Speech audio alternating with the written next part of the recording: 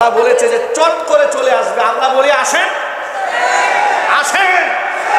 18 কোটি মানুষ আপনাকে চট করে মাথায় তুলে নিয়ে ফট করে জাহান্নামে ছেড়ে দিয়ে প্রস্তুত হয়ে আছে।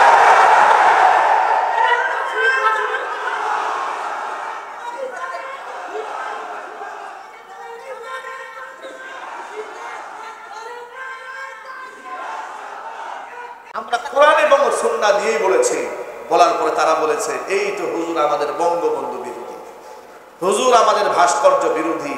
উনাদের কত পীড়িত ভাস্কর্যের জন্য, কত মোহাব্বত ভাস্কর্যের জন্য, পা চাটতে চাটতে লেহন করতে করতে এক একজনে জিব্বাকে পাতলা বানিয়ে ফেলে দিয়েছিল। এখন তোমরা সেই মূর্তিগুলো রক্ষা করতে পারলে না কেন? মামুনুল হক তো বলেছিলেন যদি আমাদের সময় আসে আমরা আমাদের বাবার মূর্তি হলেও ভেঙে ফেলে দেব। আমি এই দেশের 5ই আগস্টে বিপ্লবী সাধারণ ছাত্র জনতাকে হৃদয়ের গভীর থেকে শ্রদ্ধা নিবেদন করি। আমি খুব অবাক হয়েছি যে খেলাফত প্রতিষ্ঠা হওয়ার আগেই মূর্তি ভাঙা শেষ। সুবহানাল্লাহ বলবেন না? আমি তো মনে করি এই দেশের আলেম সমাজ এই দিক থেকে সাকসেস, সফল। তারা এই দেশের মুসলমানদের কলিজার মধ্যে এই মেসেজ ঢুকাতে সক্ষম হয়েছে মূর্তির সাথে মুসলমানের কোনো সম্পর্ক থাকতে পারে না।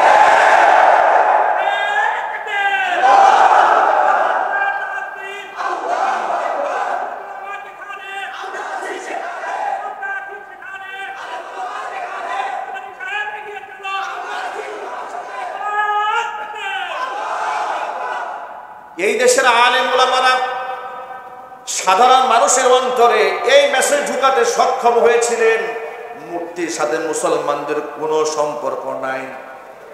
এখন আমি আপনাদের কাছে বিনয়ের সাথে জানতে চাই, আপনারাই বলেন মূর্তির সাথে মুসলমানের কোনো সম্পর্ক আছে? এরা তাগুতে পরিণত হয়েছিল। তাগুত কাকে বলা হয় শোনেন? নিজে শরীয়ত বিরোধী কাজ করে অন্যকে শরীয়ত বিরোধী কাজ করতে বাধ্য করে, এটাকে কি বলা হয়? এটাকে তাগুত বলা হয়। তাগুত, এটা কি বলা হয়? তাগুত। ফিরআউন সম্পর্কে কোরআন মাজিদের মধ্যে আল্লাহ রাব্বুল আলামিন বলেছেন ইন্নাহু লাতাগা, যে সে এই ব্যক্তি হচ্ছে সীমা লঙ্ঘন করেছে। কিভাবে ইসলাম বিরোধী কর্মকাণ্ড করতে বাধ্য করে? ছোট্ট একটা এক্সাম্পল দেই। বাংলাদেশের সমস্ত স্কুল, কলেজ, বিশ্ববিদ্যালয় থেকে শুরু করে আলিয়া মাদ্রাসা পর্যন্ত প্রত্যেক অফিসে, সরকারি অফিসে মাথার উপরে ছবি টাঙায় রাখা বাধ্যতামূলক করা হয়েছে। এই কথা কি সত্য না মিথ্যা? আপনারা এক বাক্যে জবাব দেন। মুসলমান যারা এটা জানেন, আপনারা ভালো করে শোনেন। মুসলমানদের ছবি টাঙায় রাখা, প্রয়োজনের ছবি তোলা, আর হচ্ছে ছবি টানায়া পিন করে ঝুলায় রাখা, এটা কি এক জিনিস? ছবিকে সম্মান করা হালাল না হারাম? চিল্লায় বলেন। প্রথমত বিনা কারণে ছবি তোলা হারাম, দ্বিতীয়ত ছবি ঝুলানো হারাম, তৃতীয়ত ছবিকে সম্মান করা হারাম, আর 4 নম্বর হচ্ছে এটাকে আবার বাধ্য করা, এটা হচ্ছে 5ম নম্বর হারাম। এর মানে হচ্ছে ডাবলের উপর ডাবল। এরা হচ্ছে একেবারে ফার্স্ট ক্লাস মানের কুফরি এ রাষ্ট্রে জবরদস্তি করে চালিয়ে দিয়েছে। আলেমরা মুখ খুলতে পারে নাই। জন্ম দিবস, মৃত্যু দিবস, শোক দিবসের নামে কি নাটকটা করেছে মাসের শুরু থেকে শেষ পর্যন্ত, যেখানে কোরআন বলে দিয়েছে আপনার যদি বাবাও মরে, আপনার যদি ছেলেও মরে, আপনার যদি ভাইও মরে, আপনি শোক পালন করবেন 40 দিন সর্বোচ্চ। আপনার স্ত্রী, আপনি স্বামী মারা গেছেন, সর্বোচ্চ 4 মাস পর্যন্ত সে শোক পালন করবে। এরপরে শোকের পালন করার পুরো সিস্টেম ইসলামে নাই, আর এরা শোকের মাস বানায় রাখছে। কথা বলে না কেন? শোকের মাস কি শোক তাদের! মেট্রো রেলের জন্য কান্দে, ভণ্ডামি তো সীমা থাকা দরকার। মেট্রো রেলের জন্য কান্দে, চোখের পানি মুছে, কিন্তু শত শত মায়ের মুখ খালি হয়েছে, একটু কান্না আসে নাই।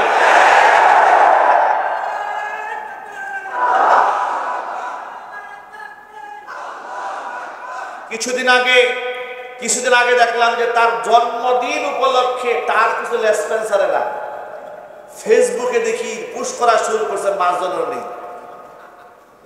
আমি তোমাদেরকে বার্তা দেই, যারা জন্মদিবস পালন করো ভালো করে শুনে রেখো, তোমাদের প্রতি আমাদের রাগ গুসা নাই, কিন্তু কথা বোঝার চেষ্টা করো। তোমরা শিশু, তোমরা বাচ্চা, তোমরা হাসিনারে চিনো নাই। তোমরা শেখ হাসিনাকে চিনো নাই বিদায় এখনো পর্যন্ত তার জন্য শুভেচ্ছা জ্ঞাপন করো। তোমরা শিশু বাচ্চা, দুধের বাচ্চা। এই শেখ হাসিনা হচ্ছে সেই শেখ হাসিনা পিতৃ পরিচয়ে পিতৃর হত্যার প্রতিশোধ গ্রহণ করার জন্য সে এমন পাগল হয়েছিল, বাবাকে হত্যা করেছে এমন ব্যক্তিকে নিজের পা দিয়া চাপ দিয়ে ধরে নিজ হাতে জবাই করে খুন করেছে। এমন নৃশংসভাবে মানুষ হত্যা করতে পারেছে, মানুষ হতে পারে। আয়না ঘর আবিষ্কার করেছে। আপনি চিন্তা করতে পারেন, ইলিয়াস আলী সেই সিলেটে তার স্ত্রীর সাথে মোয়ানাকা করে হাসেন, নিজেও কান্দে। অথচ এই ইলিয়াস আলীকে হাসিনার ওয়ার্ডারে খুন করা হয়েছে। নাটক এবং সিনেমা অভিনয়ের তো সীমা থাকা উচিত। আমি তো মনে করি গোটা দুনিয়ার মধ্যে সিনেমার সবচেয়ে বড় অভিনেত্রী হিসেবে অস্কারের সবচেয়ে বড় পুরস্কার হাসিনার পাওয়া উচিত। নিজ হাতে মানুষ খুন করে আবার তার পরিবারের সাথে কুশলাদি কেমনি বিনিময় করে। আর এমন ব্যক্তির জন্য তুমি শুভেচ্ছা জ্ঞাপন করো।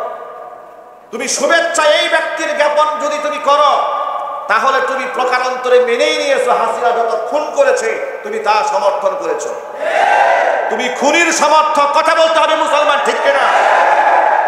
আমি কোনাবাড়ি কলেজ ময়দানে আমি আমার বয়ানের মধ্যে বলেছি, শেখ হাসিনা এবং তার লেসপন্সারেরা এই বাংলাদেশে ক্ষমতায় টিকে থাকার জন্য যে পরিমাণ পাপ করেছে, অন্যায় করেছে, তার যদি সঠিক বিচার পৃথিবীর সমস্ত বিচারকরা মিলেও করে, আর ন্যায্য বিচারও যদি করে, আর ন্যায্য বিচারের সবচেয়ে কঠিন বিচার মানুষের কাছে মৃত্যুদণ্ড। কিন্তু আমি বলি, আমার কথা শোনেন, সবচেয়ে কঠিন সিদ্ধান্ত মৃত্যুদণ্ড হাসিনার জন্য যদি 1012 হয়, হাসিনা যে পাপ করেছে তার প্রায়শ্চিত্ত হবে না। কারণ একজন মানুষকে খুন করলে একটা ফাঁসি হয়। যে লোকটা 1000 মানুষ খুন করেছে, মানুষকে আয়না ঘরে রেখে মানুষকে কঙ্কাল বানিয়ে ছেড়ে দিয়েছে, মানুষ বুক থেকে ঝালটা করে দিয়েছে, জীবন্ত মানুষের উপরে মানুষকে হত্যা করে তার উপর লাশের উপর মিছিল করেছে, এত বড় অন্যায় যে করেছে, পৃথিবীর কোনো শাস্তি দিয়ে তার প্রায়শ্চিত্ত দেওয়া যাবে না। তার একমাত্র শাস্তি জাহান্নাম। সুতরাং ওই অভিশপ্ত মহিলা এই দেশ থেকে পালিয়েছে, তার লেসপন্সারদেরকে বলবো, এই অভিশপ্ত নারীর নাম এই মুখে তোমরা আনবে না। তার বিচার এই বাংলার মাটিতে হবে ইনশাআল্লাহ। এই সাইনবোর্ডে, এই আমাদের পাশের এলাকার সাইনবোর্ড স্টেশনে আমি সেদিন ইসলাহি প্রোগ্রাম করেছি। এক দোকানদার বেচারা আহত এক ছাত্রকে দোকানে আশ্রয় দিয়েছে, মার খেয়েছে, মায়ে লেগেছে দেখি যে একটা মানুষ রক্তাক্ত হয়ে পড়ে আছে, তাকে টেনে দোকানে ঢুকাইছে, তাকে একটু সেভ করার জন্য, যাক একটা মানুষ প্রাণে বেঁচে যায়। মানুষ, পুলিশ এত জানোয়ার কেমনে হয়? কেন ছাত্রকে আশ্রয় দিয়েছে? দোকানে শাটার খুলে ওরেও সহ গুলি করে ঠান্ডা মাথায় হত্যা করেছে। এরা মানুষটা জানোয়ার, এরা মানুষটা জানোয়ার। এদের বিচার হওয়া দরকার নাই? কথা বলে বিচার দরকার নাই?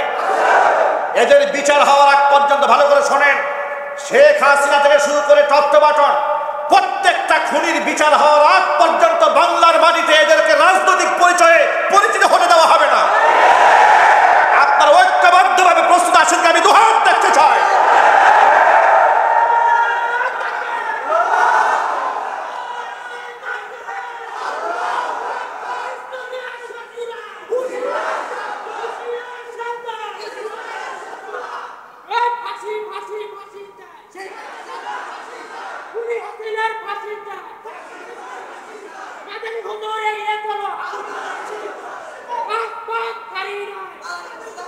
আমাদের কথা পরিষ্কার শোনেন, ব্যক্তিগত বা কারো প্রতি আমাদের ক্ষোভ নাই, কিন্তু যারা এই কোরআনের বিরুদ্ধাচরণ করেছে, আলেমদেরকে হত্যা করেছে, মিথ্যা মামলায় জেল খাটিয়েছে, ফাঁসির রায় দিয়েছে, আলেমদেরকে ব্ল্যাক লিস্ট করে 116 জন আলেমের নামে তালিকা করে মানুষের সামনে অপমানিত করেছে,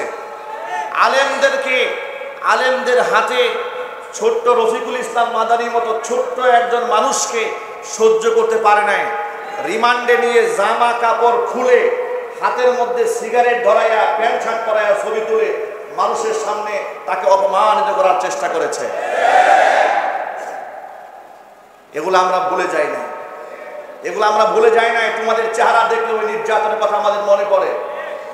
2018 সালে আমার মতো নগণ্য মানুষকে তোমরা মাহফিল থেকে ধরে নিয়ে গেলা, বিস্ফোরক আইনে মামলা দিলা, আর মামলার মধ্যে লিখে দিল কোন গোপন বৈঠক থেকে আমাকে ধরে নিয়ে গিয়ে আমার পকেটের মধ্যে 16টা তোমরা ককটেল পেয়েছো। এই নাটক তোমরা আমার সাথেও করেছিলে। কথা বলেন না ভাই, ঠিক কিনা বলেন? এই নাটক ওরা আমাদের সাথে করে নাই? আর যদি বলতে করে নাই, এগুলোর বিচার হওয়া দরকার নেই। কেন আমি বুটবাজার কেন্দ্রীয় মসজিদ থেকে আমাকে 4টা বছর দূরে রাখা হয়েছে? কেন আমি এখানে নামাজ পড়াতে পারি নাই? কোন অপরাধে, কোন নরধম, কোন পাপিষ্ঠ, কোন ফাসেক, কোন ফুজ্জারের ষড়যন্ত্রে, কোন মুনাফেকের ষড়যন্ত্র আমাকে মসজিদে মিম্বার ছাড়তে হয়েছে? ওই মুনাফেকদের অবশ্যই নেওয়ার আওতায় আনতে হবে।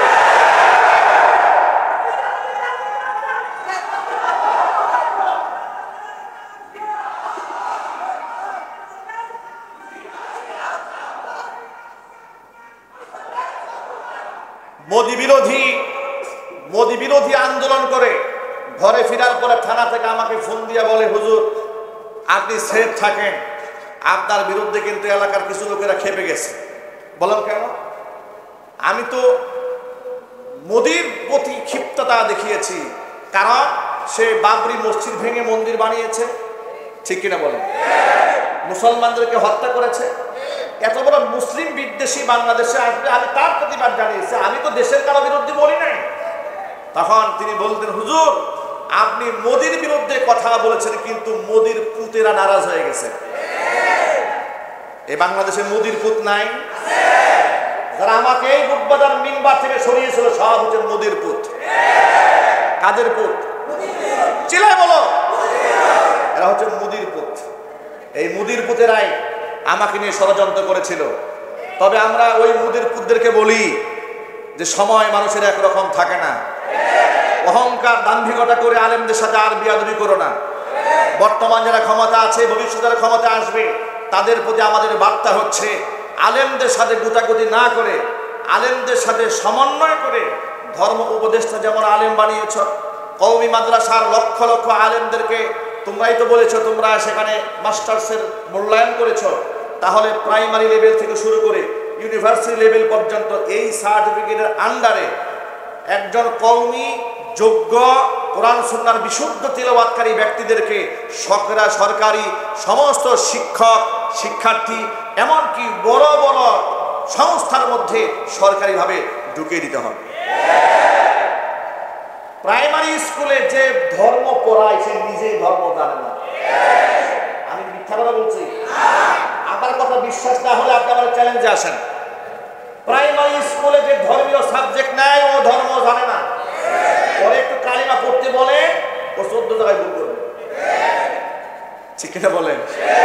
12 বছর আমার ছেলেমেয়েরা ইউনিভার্সিটির পরে সূরা ফাতিহা বিশুদ্ধ জানে না, সালাম দিতে জানে না। এর চেয়ে বড় দুঃখ আর কি হতে পারে? সুতরাং আমরা চাই রাষ্ট্রের সমস্ত কারিকুলাম এখন থেকে আলেম ওলামাদের সাথে পরামর্শের ভিত্তিতে হতে হবে। কিছুদিন আগে শিক্ষা কারিকুলাম চেঞ্জ করার জন্য কমিটি গঠন করা হয়েছিল।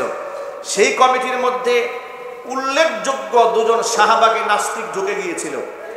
বাংলাদেশের আলেম ওলামারা বীর জনতা রাজপথে মিছিল করেছে, সংগ্রাম করেছে, প্রতিবাদের মুখে তাদেরকে প্রত্যাহার করা হয়েছে। আমাদের শেষ বার্তা শুধু প্রত্যাহার করলে হবে না, দায়িত্বে যারা আছেন ভালো করে শোনেন। হাসিনা অনিসলামিক শিক্ষা ব্যবস্থা তৈরি করে ইসলাম বিদায়ের পায়তারা করেছিল, জুতা পিটা খেয়ে বিদায় হয়েছে। এদেশের 90 থেকে 95% বর্তমান এই দেশের মুসলমানদের হৃদয়ের আবদার হচ্ছে এই রাষ্ট্র, এই দেশ চলবে আলেম ওলামার পরামর্শের ভিত্তিতে। আপনারা কি এতে প্রস্তুত? মানে কোরআন এবং সুন্নাহ ভিত্তিক রাষ্ট্র পরিচালিত হোক, এটা আপনারা চান? ছোট্ট একটা দাওয়াত দিয়ে দেই, আগামীতে কারা ক্ষমতা আসবে, নির্বাচনে কারা আসবে সেটা আমি জানি না, তবে আমি মুসলমান হিসেবে, একজন আলেম হিসেবে আপনাদের দাওয়াত থাকলো, আপনারা অবশ্যই আল্লাহর কোরআন যে মানে, আল্লাহর কোরআন যে চায়, যে ব্যক্তি নামাজ পড়ে, রোজা রাখে, হজ করে, যাকাত দেয়, রাষ্ট্রে ইসলাম চায়, এমন একজন ব্যক্তিকে নির্বাচন করবেন। যে দল থেকে আসুক না কেন, আমি আবার বলি, যে দল থেকে আসুক না কেন, কোনো বেনামাজি, কোনো মিথ্যাবাদী, কোনো চরিত্রহীন, কোনো লম্পট, কোনো ধোঁকাবাজ, কোনো বাটপার, কোনো মুনাফিক, ফ্যাক্টরি দখলকারী, চাঁদাবাজ, মাদক চোরাচালানকারী এমন ব্যক্তিদেরকে এদেশের মুসলমানেরা আর এমপি মন্ত্রী হিসেবে দেখতে চায় না। এদেশের মুসলমানেরা আমানতদার, এদেশের মুসলমানেরা কোরআন সুন্নাহর ভিত্তির রাষ্ট্র দেখতে চায়, খেলাফত প্রতিষ্ঠা করতে চায়। খেলাফত প্রতিষ্ঠার জন্য যদি রাজপথে আবার রক্ত দিতে হয়, মুসলমানরা প্রস্তুত আছে কিনা দুহাত দেখতে চায়।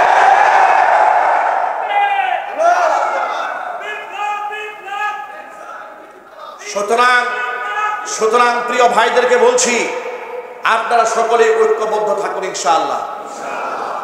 বাংলাদেশে ওদের সমস্ত মিডিয়া ছিল ওদের হাতে, কিন্তু আমাদের কাছে শুধু ছিল মসজিদের মিম্বার। এই মিম্বার কি দুর্বল? কি মনে হয় আপনাদের কাছে? মসজিদের মিম্বার গুলা কি দুর্বল? দুর্বল নয়, কিন্তু ওরা দুর্বল করার চেষ্টা করেছিল। এই বুটবাজার কেন্দ্রীয় জামে মসজিদে প্রত্যেক জুমায় গণজোয়ার সৃষ্টি হতো। এই গণজোয়ার ঠেকাবার জন্য ওরা চেষ্টা করেছিল, ঠিক কিনা বলেন? ওদের সেই ষড়যন্ত্র আল্লাহ ব্যর্থ করে দিয়েছেন, আমরা করি নাই। কে ব্যর্থ করেছেন? আপনারা মসজিদের আমানতকে রক্ষা করে সামনের দিনগুলোতে এই মসজিদের মিম্বার থেকে কোরআন এবং সুন্নাহর বক্তব্যগুলো বলিষ্ঠ কণ্ঠে উচ্চারিত হবে। কোন ইসলাম বিরোধী কর্মকাণ্ড বাংলার বাড়িতে বাস্তবায়িত হতে দেওয়া হবে না। যদি কেউ করতে চায়, তার দাঁত ভাঙ্গা জবাব দেওয়ার জন্য আমরা যখনই আহ্বান করব, সেই আহ্বানে সাথে প্রস্তুত থাকতে হবে। সুতরাং আমাদের পার্শ্ববর্তী রাষ্ট্রে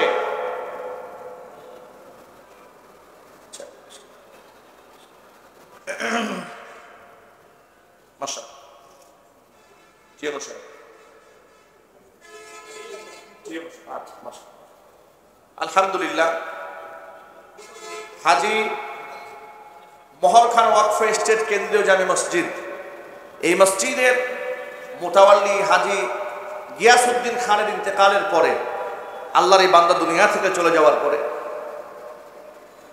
বর্তমান যিনি দায়িত্ব পালন করছেন মোতাওয়াল্লি হিসেবে মসজিদের, তিনি হচ্ছেন আমাদের সম্মানিত টিউনো সাহেব। এই সরকারি প্রতিষ্ঠান, তিনি এই সম্মানটা ধরে রেখেছেন এবং এই শৃঙ্খলা টিকিয়ে রাখার জন্য তিনি অক্লান্ত পরিশ্রম করেছেন বুদ্ধিভিত্তিক প্রচেষ্টার মাধ্যমে। আমরা আল্লাহর কাছে তার কল্যাণ কামনা করি এবং তিনি যেন তার আপন দায়িত্ব সঠিকভাবে আঞ্জাম দিতে পারেন।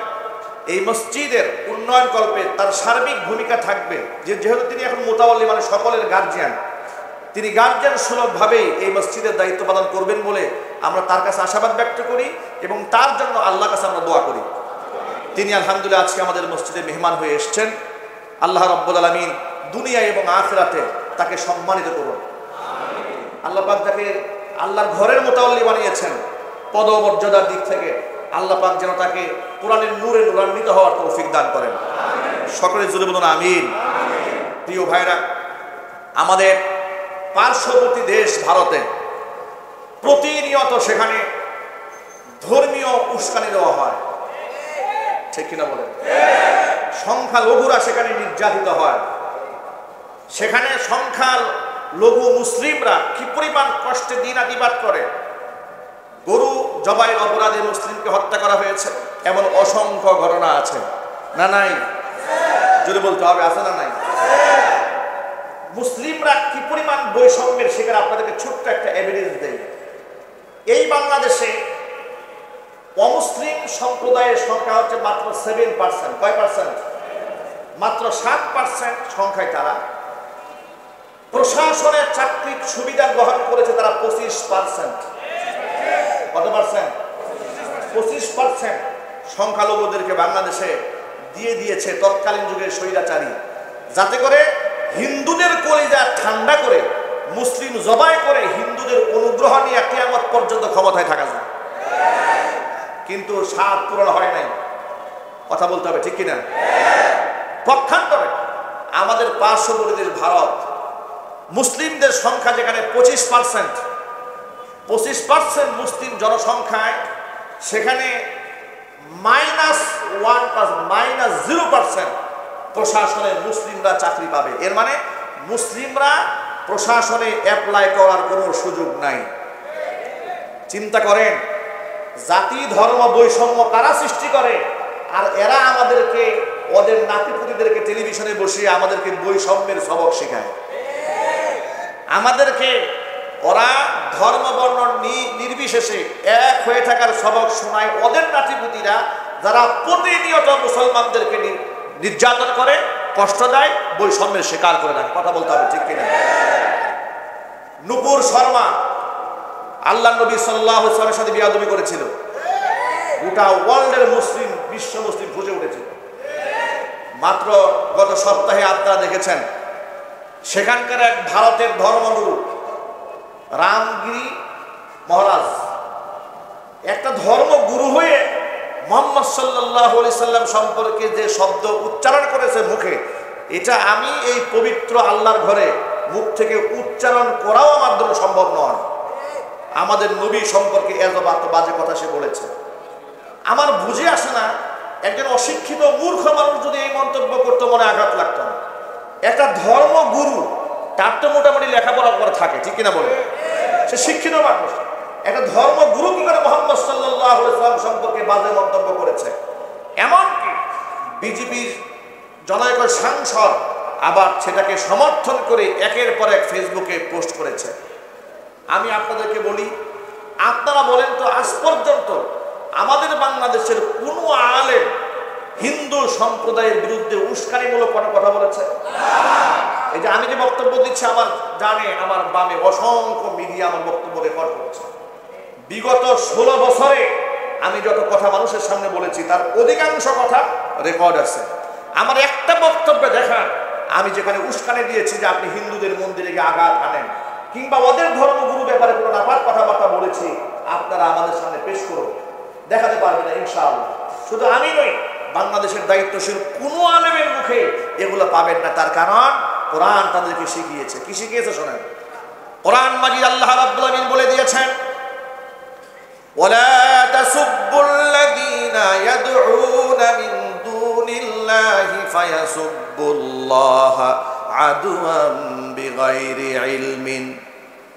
আমি আল্লাহকে বাদ দিয়ে তারা যেই সমস্ত দেবদেবীর পূজা অর্চনা করে, ওই সমস্ত দেবদেবীদেরকে তোমরা গালমন্দ করো না, তাহলে তারা হিংসা বশবর্তী হয়ে অজ্ঞতা সারে তোমার আল্লাহকেই তারা গালি দিয়ে বসবে।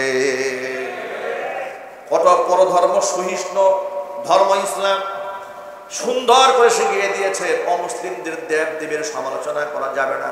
এই জন্য পৃথিবীর কোনো দায়িত্বশীল মুসলমান এই কাজটা করে না। জোরে কোন সুবহানাল্লাহ।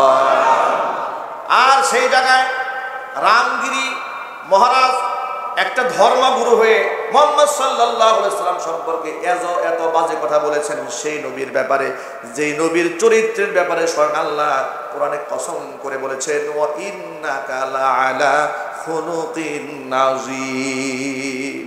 ও নবীজি, ছোটখাটো চরিত্রের অধিকারী আপনি নন, আপনি মহান চরিত্রের উপর প্রতিষ্ঠিত আছেন। জোরে কোন সুবহানাল্লাহ। মাইকেল এইচ হার্ট একজন বড় দার্শনিক বিজ্ঞানী, তিনি একটা বই লিখেছিলেন দ্য 100। ওই বইয়ের ভিতরে গোটা পৃথিবীর 100 মহামনীষীদের জীবনে লিখেছিলেন। তিনি ছিলেন খ্রিস্টান ধর্মাবলম্বী। খ্রিস্টান ধর্মাবলম্বী হওয়ার পরেও তিনি গোটা পৃথিবীর মহামনীষী 100 বাছাই করার মধ্যে সবার আগে তিনি মুহাম্মদ সাল্লাল্লাহু আলাইহি ওয়াসাল্লাম নাম লিখে দিয়েছেন। তার কাছে প্রশ্ন করা হলো, আপনি একজন খ্রিস্টান, আপনার নবী ঈসা আলাইহিস সালামের নাম দিয়েছেন 6 নম্বরে, মুহাম্মদ সাল্লাল্লাহু আলাইহি ওয়াসাল্লাম নাম দিলেন 1 নম্বরে, তার কারণটা বলেন। তিনি বললেন, শোনো, আমি খ্রিস্টান ধর্মাবলম্বী হলেও ইনসাফ ছাড়া কথা বলতে পারি না। আমি যদি বিশ্বনবী মুহাম্মদ সাল্লাল্লাহু আলাইহি ওয়াসাল্লামকে পরে নাম দিতাম আর আমার নবীর নামটা আগে দিতাম, যারা ছাড়া পৃথিবীর ইতিহাসের ছাত্ররা আমাকে একটা আন্তর্জাতিক মিথ্যাবাদী বলে গালি দিত। আমি আল্লাহর নবীর জীবনী পড়ে এই সিদ্ধান্তে উপনীত হয়েছি, আসমানের নিচে জমিনের উপরে তার চাইতে বড় মনীষী আর কেউ জন্মগ্রহণ করে নাই। আল্লাহু আকবার বলেন, আল্লাহু আকবার বলেন। আমার নবীজি অমুসলিমদের ব্যাপারে কি বলেছেন শোনেন। নবীজি বলেছেন, মান কাতালা মুআহাদান লাম ইয়ারিহ রাইহাতাল জান্নাতি ইয়াউমাল কিয়ামা মুসলিমদের দেশে বসবাসকারী কোনো অমুসলিম কেউ যদি অন্যায়ভাবে কোনো মুসলমান হত্যা করে, ওই মুসলমান কিয়ামতের দিন জান্নাতে যাবে দূরের কথা, জান্নাতের খুশবু পর্যন্ত নাকের মধ্যে পাবে না। ওয়া ইন্না রিহাহা, অথচ জান্নাতের সুঘ্রাণ লাতুজাদু মিন মাসিরাতি 40 আমা, 40 বছরের দূরত্ব থেকে পাওয়া যায়। এমন কঠিন কথা আল্লাহ নবী বলেছেন, কোন মুসলমান যদি অমুসলিমকে হত্যা করে তাহলে অমুসলিমদের পক্ষে নবীজির কথা আছে না নাই? আরো জোরে বলেন। কোরআন বলে দিয়েছে লা ইকরাহা ফিদ্দিন, তোমার ধর্ম জোর করে ভিন্ন ধর্মাবলম্বীর উপরে চাপাই দিতে পারবা না। এত সুন্দর সুন্দর কথা কোরআনে আছে, এত সুন্দর সুন্দর কথা হাদিসে আছে, আর সেই নবীজির ব্যাপারে এমন বাজে কথা, নাউজুবিল্লাহি মিন যালিক, তারা কেমনে উচ্চারণ করলো? আমাদের বক্তব্য পরিষ্কার, আল্লাহ নবী সাল্লাল্লাহু আলাইহি সাল্লামকে যারা গালমন্দ করবে, মান সাব্বা নাবিয়ান ফাকতুলুহু, একটা আল্লাহ নবীকে গালমন্দ যে করবে তার তওবার সুযোগ দেওয়া হবে না, তার একমাত্র শাস্তি হচ্ছে মৃত্যুদণ্ড। এর দাবির সাথে কি আপনারা একমত আছেন? যদি বলেন একমত আছেন।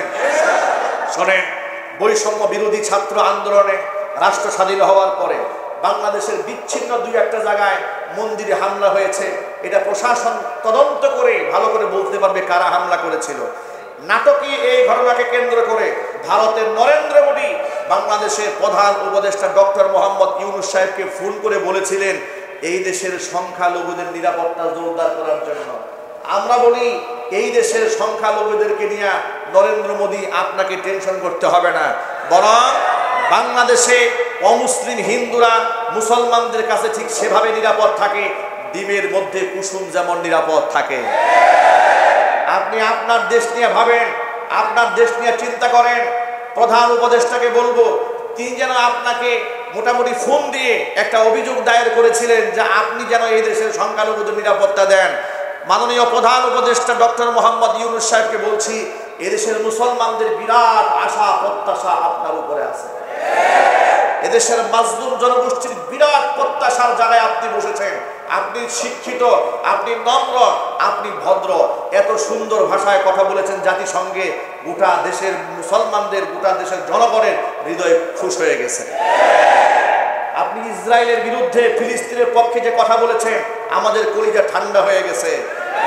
ফিলিস্তিনের মাজলুম জনগোষ্ঠীর পক্ষে এত সুন্দর কথা এর আগে কেউ বলে নাই যেটা ডক্টর মোহাম্মদ ইউনূস সাহেব বলেছেন।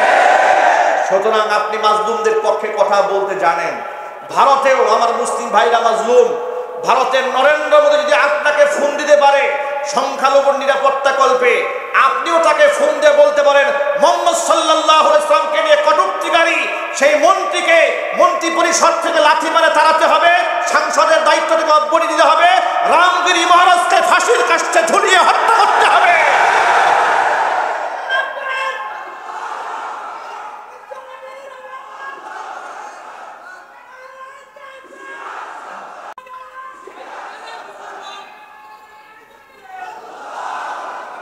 গোটা ওয়ার্ল্ডের মুসলিমরা ইতিমধ্যে দাবি জানিয়েছেন। আমাদের দাবিও আমরা এখনো পর্যন্ত শেষ করি নাই, তার কারণ যতদিন পর্যন্ত এর সুরাহা না হবে মুসলমানদের কলিজার ঘা শুকাবে না। আল্লাহর নবীর অপমান এদেশের মুসলমানরা, গোটা পৃথিবীর মুসলমান সহ্য করবে না। বিচার হতে হবে। বিচার হওয়ার আগ পর্যন্ত মাস টু দিল্লি যেমন সেই দেশের মুসলমানেরা করেছে, আমরা মাস টু ভারত দিকে করতে বাধ্য হব যদি এই সমস্ত সন্ত্রাসী গুন্ডাদের বিচার না করা হয়। যেটা বলতে হবে ঠিক।